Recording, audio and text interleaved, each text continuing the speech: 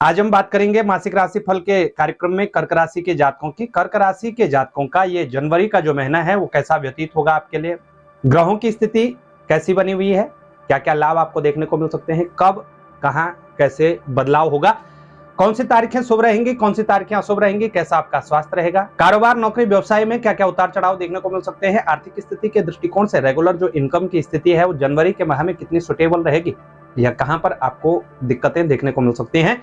इन तमाम बातों की चर्चा हम इस राशि फल के अंतर्गत करने वाले। प्रिय दर्शकों, राशि फल शुरू करने से पहले आपको ये बताते चलें, राशि फल का कार्यक्रम आपकी जन्म की राशि चंद्र राशि पर आधारित है। इस राशि फल को आप लग्न कुंडली से न देखें, यानी गोचर कुंडली से ही देखेगा।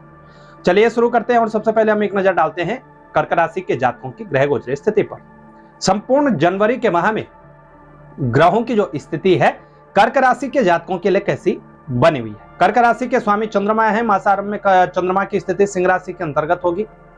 बुध और शुक्रदेव वृश्चिक राशि में 5वें भाव में स्थित है। सूर्य मंगल धनु राशि में 6ठे भाव में संचरण कर रहे हैं। शनिदेव 8वें भाव में स्थित है। शनि की ढैया से आप प्रभावित है। कुंभ राशि में शनिदेव स्थित है। राहु की बात करें, राहु मीन राशि में भाग्य भाव में संचरण कर रहे हैं। देवगुरु बृहस्पति कर्म भाव 10वें भाव में स्थित है। और केतु की बात करें तो केतु कन्या राशि के अंतर्गत पराक्रम के भाव में 3rd हाउस में स्थित है। प्रिय दर्शकों, इस ग्रह गोचर स्थिति के बीच 3 ग्रहों का बदलाव होगा, जिसमें से सबसे पहला बदलाव बुधदेव का होगा। 7 जनवरी 2024 को बुधदेव राशि परिवर्तन करेंगे। बुधदेव वृश्चिक राशि को छोड़ करके धनु राशि में प्रवेश करेंगे। 6ठे भाव में बुधदेव आ जाएंगे। 14 तारीख को मकर संक्रांति का दिन और इस दिन सूर्यदेव का राशि परिवर्तन, सूर्यदेव धनु राशि को छोड़ करके मकर राशि में प्रवेश करेंगे। 18 तारीख को शुक्रदेव का परिवर्तन होगा। शुक्रदेव भी राशि परिवर्तन करके धनु राशि में प्रवेश कर जाएंगे, यानी 6ठे भाव में आकर के स्थित हो जाएंगे। इस बीच आपके जो राशि स्वामी चंद्रदेव हैं उनकी भी बात कर लेते हैं। तो चंद्रमा बहुत ही गतिशील ग्रह हैं, आप सभी जानते हैं। चंद्रमा मात्र 2 से सवा 2 दिन के भीतर ही अपनी राशि परिवर्तन कर देते हैं। चंद्रमा जब भी शुभ ग्रहों के साथ युति बनाते हैं, जब भी शुभ भावों में संचरण करते हैं जहां पर चंद्रमा कारक होते हैं, तो निश्चित ही वो आपको सकारात्मक ऊर्जा देने का कार्य करते हैं, पॉजिटिव रिजल्ट देने का कार्य करते हैं। लेकिन वही चंद्रमा यदि क्रूर ग्रहों के साथ युति बना दे, पापी ग्रहों के साथ राहु केतु शनि के साथ युति बना ले, जन्म पत्रिका के क्रूर भाव 3, 6, 8, 12 इत्यादि भावों में संचरण करें, तो कहीं ना कहीं चंद्रमा का जो रिजल्ट है वो नेगेटिव हमें देखने को मिलता है। और इसी के कारण 1 महीने के भीतर हम सबके जीवन में 6 से 8 दिन ऐसे अवश्य देखने को हमें मिलेंगे जब हमें मानसिक अशांति, अज्ञात है, किसी न किसी प्रकार की चिंताएं, हमारा पारिवारिक क्षेत्र हो, कार्य क्षेत्र हो या आर्थिक क्षेत्र हो, कहीं ना कहीं हमें नुकसान देखने को मिलता है। मन में एक अजीब सा भय होता है, आत्मविश्वास में कमजोरी हमें देखने को मिलती है, कलह कलेश का वातावरण हमारे घर ऑफिस में हमें देखने को मिलता है। तो कौन कौन से ऐसी तारीखें कर्क राशि के जातकों को देखने को मिलेंगी, इन पर हम चर्चा करेंगे। लेकिन उससे पहले आपको बताएंगे हम शुभ तारीखें। कर्क राशि के जातकों को जनवरी के माह में 5, 6, 15, 16, 18, 19, 20, 21, 24, 25, 27 और 28 जनवरी शुभ तारीखें देखने को मिलेंगी। इन तारीखों में कहीं ना कहीं अच्छा लाभ आपको अवश्य होगा।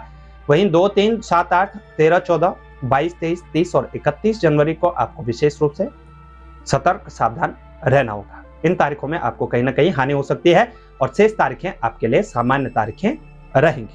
प्रिय दर्शकों, ये तो रही आपकी संपूर्ण जनवरी माह की ग्रह गोचर स्थिति। इस ग्रह गोचर स्थिति के बीच सबसे पहले हम बात कर लेते हैं कर्क राशि के जातकों के स्वास्थ्य के दृष्टिकोण से देखें, कर्क राशि के जातकों को सतर्क सावधान अवश्य रहना होगा। शनिदेव 8वें भाव में स्थित है। ढैया का प्रभाव कर्क राशि के जातकों पर बना हुआ है। सूर्य मंगल 6ठे भाव में स्थित है। केतु पराक्रम के भाव में है, यानी 3रे भाव में। ये भी हेल्थ का ही एक हाउस होता है। इससे संबंधित दिक्कतें आपको देखने को मिल सकती हैं। गैस एसिडिटी की प्रॉब्लम ज्यादा बढ़ सकती है। ऐसी स्थिति में विशेष रूप से खान पान का तो ध्यान रखना ही है। लेकिन यदि आप कर्क राशि के जातक हैं, नशा इत्यादि करते हैं, मद्य पदार्थों का सेवन करते हैं, उनसे आपको अवश्य बच करके रहना होगा। अच्छे स्वास्थ्य के लिए आपको डेली सूर्य को अर्घ जरूर देना है। सूर्यदेव को जल जरूर दीजिएगा। इसके साथ ही शनिवार के दिन भगवान शनिदेव को सरसों के तेल का दीपक जलाइएगा, उनको सरसों का तेल चढ़ाइएगा। और कोई भी काले तिल की कोई भी मिठाई यदि बनी हो तो ठीक, नहीं तो गुड़ में काले तिल मिला करके उन्हें चींटियों को दें, कौओं को दें, छोटी छोटी गोलियां बना करके मछलियों को दें। निश्चित ही आपको लाभ देखने को मिलेगा। स्वास्थ्य के मामले में विशेष रूप से आपको कहीं ना कहीं अच्छी स्थितियां देखने को मिलेंगी। अब बात करते हैं आपके कार्य क्षेत्र की, करियर की। जनवरी के महीने में कार्य क्षेत्र में, नौकरी में क्या क्या उतार चढ़ाव देखने को मिल सकते हैं। तो करियर का जो हाउस होता है जन्म पत्रिका में, वो 10th हाउस होता है। 10वां भाव कर्म का भाव होता है। और कर्क राशि के जातकों के लिए कर्म भाव के स्वामी मंगल देव बनते हैं। कर्म भाव 10वें भाव में देवगुरु बृहस्पति की स्थिति है, जो कि एक मजबूत स्थिति को दर्शाता है। कहीं ना कहीं कर्क राशि के जातकों को देवगुरु बृहस्पति का पॉजिटिव रिजल्ट अवश्य मिलेगा। ये यहाँ पर सकारात्मक स्थिति देवगुरु बृहस्पति के द्वारा आपको प्राप्त होगी। कर्क राशि के जातकों को, विशेष रूप से उन जातकों को जो नौकरी के क्षेत्र में हैं और गुरु से संबंधित कार्य क्षेत्रों से जुड़े हुए हैं, गुरु से संबंधित कार्य क्षेत्र होते हैं, आप अध्यापक हैं, प्रोफेसर हैं, यानी शिक्षा से संबंधित किसी भी कार्य क्षेत्र से जुड़े हुए हैं, आप समाज सुधारक हैं, समाज से संबंधित किसी भी कार्य क्षेत्र से जुड़े हुए हैं, या आप पॉलिटिशियन हैं यानी राजनीति के क्षेत्र में हैं, राजनीति के क्षेत्र में भी अच्छा खासा आपको लाभ देखने को मिलेगा। इसके साथ ही जो गोल्ड सिल्वर का मार्केटिंग करते हैं या गोल्ड से रिलेटेड कोई भी कार्य करते हैं, उनको भी अच्छा खासा लाभ देखने को मिलेगा। यानी जनवरी का जो महीना है वो कर्क राशि के जातकों को कार्य क्षेत्र के दृष्टिकोण से अच्छा देखने को मिलेगा। लेकिन कुछ बातों का आपने ध्यान भी रखना है, जैसे कि जो आपका प्रॉफिट है, सबके सामने प्रॉफिट दिखाने की आवश्यकता नहीं है, दिखावा करने से आपको बचना होगा। और इसके साथ साथ अपने कार्य क्षेत्र में, अपनी कार्यशैली में कुछ न कुछ बदलाव करने की आवश्यकता आपको अवश्य है। आलस से आपको बचना होगा। गुप्त शत्रु आपका खेल बिगाड़ सकते हैं, ऐसे शत्रुओं से विशेष रूप से सतर्क सावधान रहना है। आलस करने से बचना है। किसी भी प्रकार का काम में टाल मटोल करते हैं, उससे आपको बचना होगा। इन बातों का आप ध्यान भी रखिएगा। निश्चित ही कार्य क्षेत्र में अच्छी स्थिति देखने को मिलेगी। 14 तारीख के पश्चात और अच्छी उत्तम स्थिति देखने को मिलेगी। आर्थिक स्थिति के दृष्टिकोण से देखें तो आर्थिक स्थिति का दृष्टिकोण बहुत अच्छी स्थिति में नहीं है। कर्क राशि के जातकों का जनवरी के माह में भी खर्च आपके बढ़ेंगे, यहां तक कि कर्जे इत्यादि की नौबत भी आ सकती है। कर्ज इत्यादि भी आपके ऊपर चढ़ सकता है, तो बहुत ज्यादा ऋण का लेन देन करते समय बचेगा। इसके साथ साथ फ्रॉड आपके साथ हो सकता है। किसी भी प्रकार का कोई सा भी लेन देन कर रहे हैं, कोई हिसाब कर रहे हैं, इसमें कहीं ना कहीं आपसे गलती हो सकती है या आपके साथ कहीं धोखा हो सकता है। इसको लेकर के भी आपने सतर्क सावधान रहना है।